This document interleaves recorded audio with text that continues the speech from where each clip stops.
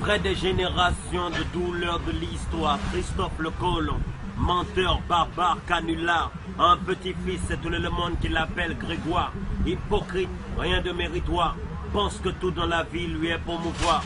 Il rentre dans le bar, s'assoit au comptoir, commande un petit noir, sans laisser de pourboire. L'empire colonialiste, blasphématoire, a broyé dans sa mâchoire la mémoire de l'homme noir.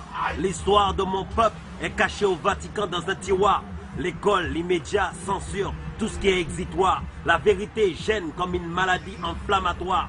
L'homme blanc m'a tellement menti, j'ai du mal à croire que l'historien avait un sérieux trou noir au moment d'écrire l'histoire des Noirs.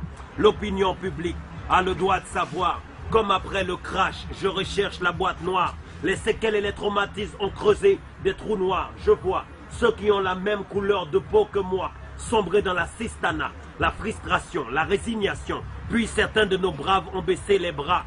Vie de trafic et de petits business. Et pour Grégoire, la vie sera toujours peinard.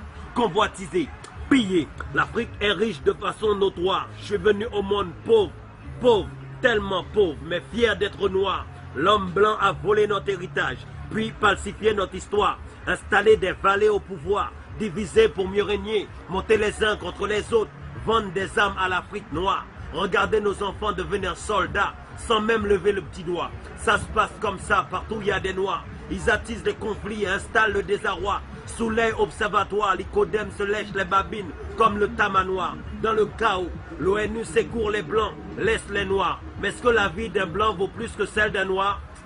L'ONU secourt les blancs et laisse les noirs. Est-ce que la vie d'un blanc vaut plus que celle d'un noir? Le sang des Africains est rouge, ça il doit très bien le savoir. Regainez vos fusils, reprenez vos soldats. Au jour du jugement dernier, Dieu nous jugera.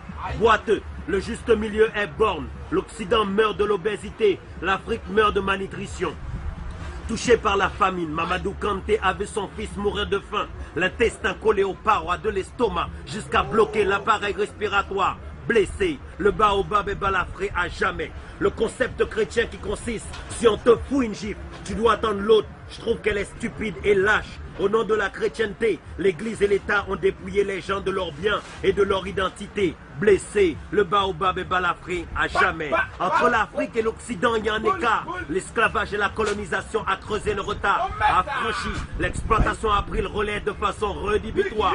Il y a d'un bon marché, les sangs des colonies versés. Les tirailleurs sénégalais sont morts pour que le drapeau de la liberté puisse flotter. Mais si tu savais comment les Noirs sont humiliés, si tu savais comment les Noirs sont méprisés, si tu savais comment les Noirs sont opprimés, au Sénat, ils ont dit voter, montrer les bienfaits de la colonisation. Mais c'est comme dirait un juif, montrer les bienfaits de la joie. Les enfants de l'Afrique piétinés, humiliés. Les anciennes colonies ne savent pas qui ils sont. Il est temps de reconnaître que l'esclavage est un crime contre l'humanité. Il est temps que les Toubabs arrêtent de jouer le précieux. Penser qu'ils sont supérieurs parce que toute la fortune de l'Occident vient de la